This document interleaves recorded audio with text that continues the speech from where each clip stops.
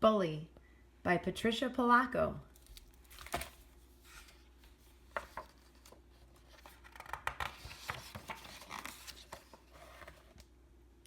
It was the first day at my new school. I lived right across the bay from the Golden Gate Bridge now, and it was beautiful to look at, but it wasn't home yet. And I dreaded going to school. I missed my old school and all my friends. My stomach was churning. My heart was pounding out of my chest. When I made my way down the hall on the first day of school, everyone was rushing by me, talking and laughing.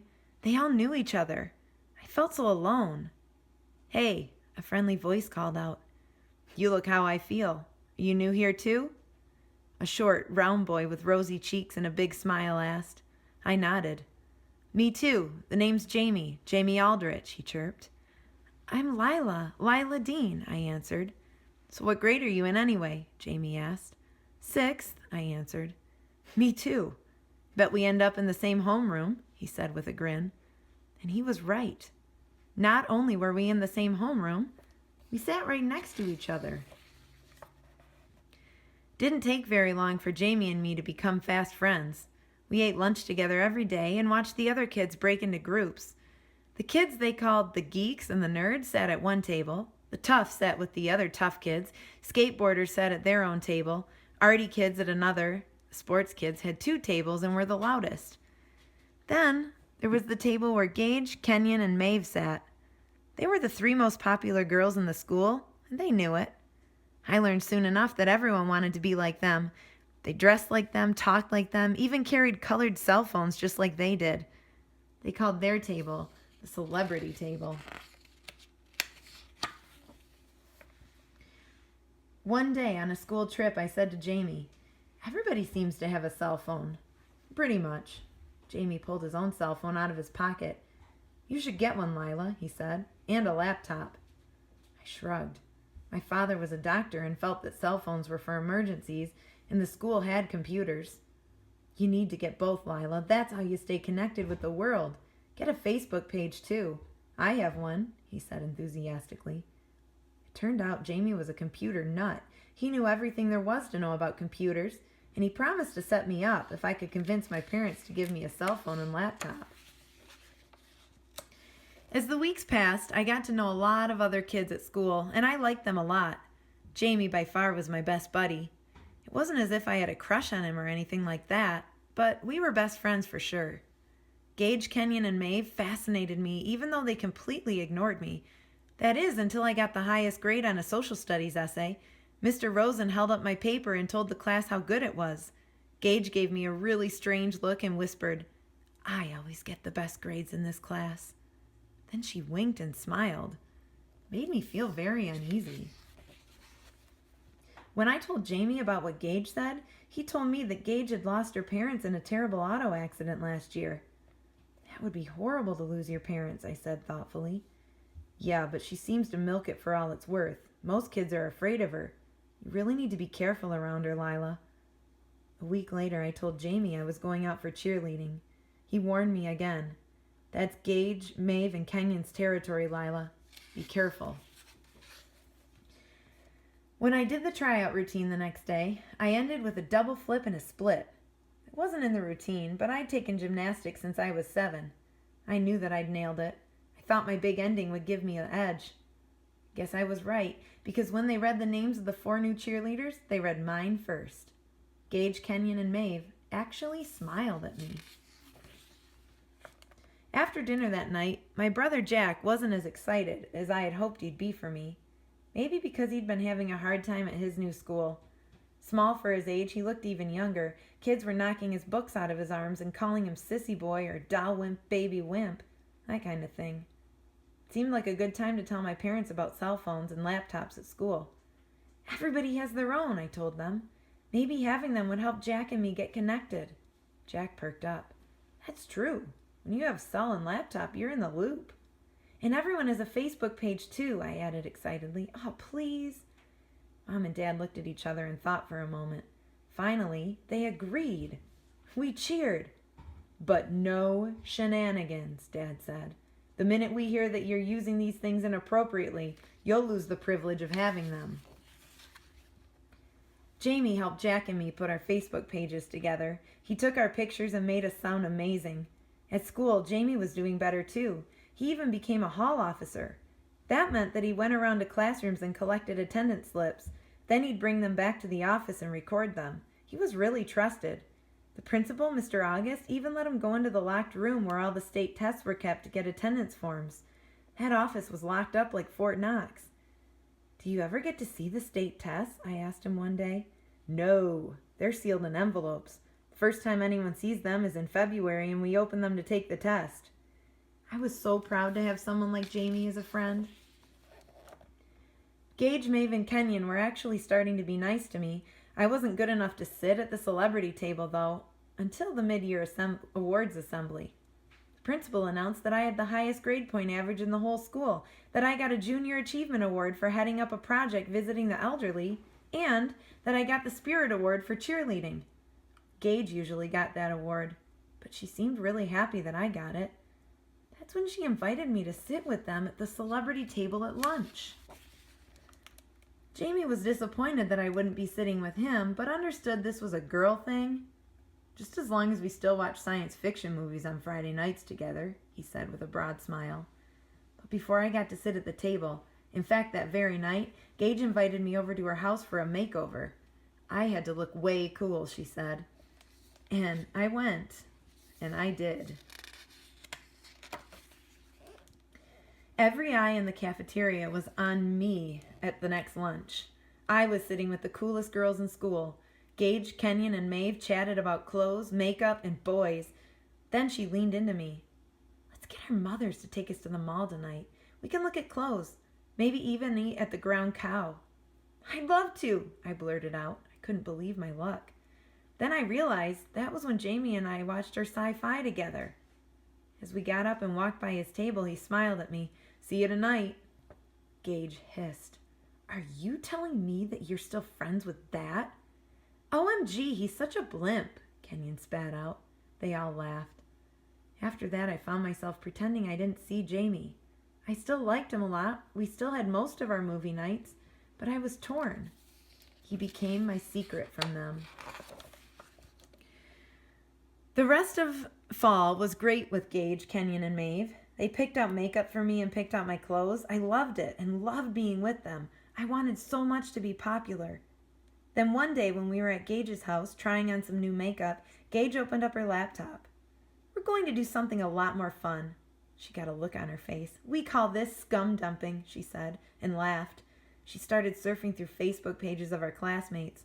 "Oh, look, here's Imogene O'Neill's page. Look at this picture. Those teeth," Gage chided. "She looks just like a horse," Maeve chimed in. They all laughed. "And I've got just the right comment." On Imogene's wall, I watched Gage post, "You look like a horse and sound like one too." On Judy Marks's page, she wrote, "I hear your mother's chasing after the soccer coach. What would your daddy say?" On Audrey Jones's, she wrote, "Your brother wears makeup and dresses when he's home alone." All I could think of was how all this would make me or Jack or Jamie feel to see stuff like this on our Facebook walls. They went on to 5 or 6 more pages of school friends making comments. But then they came to Jamie's. "Oh, look, Pudding Butt has a Facebook page," Maeve sneered. Then they found a photo of a huge hippo and put Jamie's face on it. No comment necessary. I didn't say anything. I knew I was letting Jamie down. Having a laptop and cell did not help my brother. He was getting really mean messages like these almost daily. I didn't know how to help him. And a day later on our Friday night, I asked Jamie, "Jamie, why do people gang up on each other?" Jamie shrugged. "You should see some of my messages." My face flushed. "I guess some people aren't happy unless they're putting someone else down, trashing them," he said softly. He knew. I began to sob.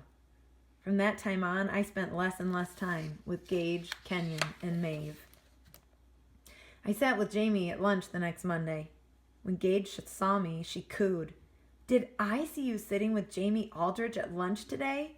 If you like Jamie so much, why don't you have him sit with us at the celebrity table? He'd be like a court jester, or a fat little clown." I got up all the courage I could and pulled away from her. Jamie Aldrich is no court jester, no clown. Gage, he's one of my best friends. I wanted to say, you and your friends are nothing but bullies, bullies. Even so, I walked away feeling like a 10,000-pound weight was off my shoulders. I was walking on air. No one dumps us, Lila. We do the dumping, Gage called after me.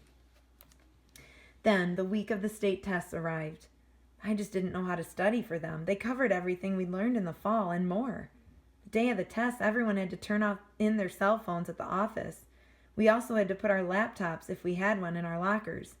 Jamie sat right next to me in the test room. Gage, Maeve, and Kenyon were on the other side of the room. It was a timed test that took over an hour. When we finished, I sat with Jamie at lunch. Gage, Maeve, and Kenyon strolled by me. They smiled and seemed really friendly. A week later, the test scores were posted. I got the highest score on the test, 99.6%. That felt so good. Jamie did really well too, 99%. I noticed that Gage was third. Not bad, 97. But later that same day, it was announced that the state test had been compromised.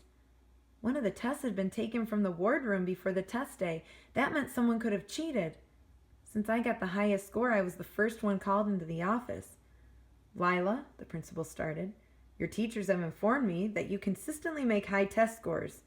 But I have to ask you, he fumbled around, did you take that test from the wardroom? No, Mr. August, I would never do that. I started to get tears in my eyes. Never!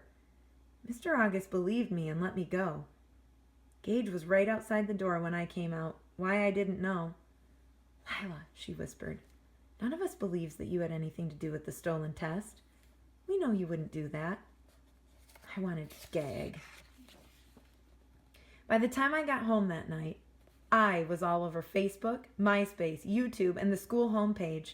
All the tests were going to be thrown out, and everyone blamed me. I had hundreds of messages on my cell phone, and when I started to read them, I was stunned.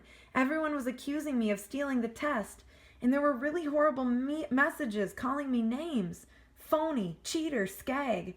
On Facebook, someone changed my profile name to Lying Lila. The next day, everyone either gave me looks in the hall or walked on by as if I wasn't there at all. In one classroom, someone threw chewed gum at me, and Jamie was out of town. His grandmother in Rhode Island had died. I missed him terribly. Mr. August called me and my parents into his office 2 days later. Teachers were doubting my honesty, he said. In fact, they questioned all the work I'd done all year. Surely, Mr. August, you don't believe those rumors, do you? My mother looked like she was about to cry. I shook my head and whispered, I know who did it. It's Gage. I don't know how, but I know it's Gage. Gage London? Oh, Lila, she lost her parents in that terrible accident. Are you saying she had some part in this? Someone who suffered as she has? I find that hard to believe. Why, she's one of the few other kids defending you. In my heart, I knew Gage was behind all of this. But now, I knew no one would believe me. My life was miserable. No one at school would talk to me. It was as if I wasn't even there. Kids started throwing things at me when I was cheering, and there were more and more horrible messages on my cell phone and on my Facebook wall. When Jamie got home, finally, I told him everything. But he just sat and watched me cry. And he got a strange look on his face. Lila, I think I can help you. Just sit tight. And he left. The next morning, Mom and Dad got a call from Mr. August asking us all to come in for another meeting. When we got there, he almost couldn't look at me or my parents. Lila, he began, I want to offer you a profound apology for what you and your family have endured. He took a deep breath. It appears that another person stole the test, then launched a campaign on the web and cell phones to see that you were blamed. But who was it, Mr. August? Who could do such a mean-spirited thing? My mom was all teary. The person's a minor, and I can't say. Just believe the matter's being handled, Mr. August answered. How'd you discover the truth? My father asked. A student came forward that saw the theft. He looked at me. It cleared you, Lila, completely. I saw Jamie that night. It was a Friday. I could hardly wait. Jamie, someone saw who stole the test. Jamie smiled. I know, Lila. It was me. I was in the wardroom getting attendance slips and saw Gage slip in. I must have left the door open or she was watching me. Anyway, she was in and out so fast I didn't think of it then. But it was when I came back from Grandma's funeral and you told me the trouble you were in that I began to put two and two together. I still wasn't sure, but I told Mr. August and I showed him how to trace the messages. Oh, Jamie, you saved my life. I hugged him. Tracing the messages to her proved that Gage started the whole thing, Jamie said proudly. He really was my best friend. A lot of things happened after that. No more cell phones in class, laptops only for studying. But the kids didn't love me again. Nothing's going to change, Jack said. Everybody will just go underground. What about when school isn't in session? No one can stop kids from using their cell phones and laptops. To avoid suspension, Gage had to publicly admit what she did. She had to apologize on her cell phone and Facebook too, but somehow I feared her apology would be lame. We'll see. She could still convince everyone she was forced into being humiliated by me and Jamie. I'd heard of a scapegoat before. Now I knew what it was like to be one. Jamie says that pathetic kids like Gage will always be looking for someone to go after. My dad said, "Think about it, Lila. In order for people like Gage's candle to glow brighter, she has to blow out yours." But I have a decision to make. Should Jamie and I go back to school, hope for the best? Or should we go to another? What would you do? The end.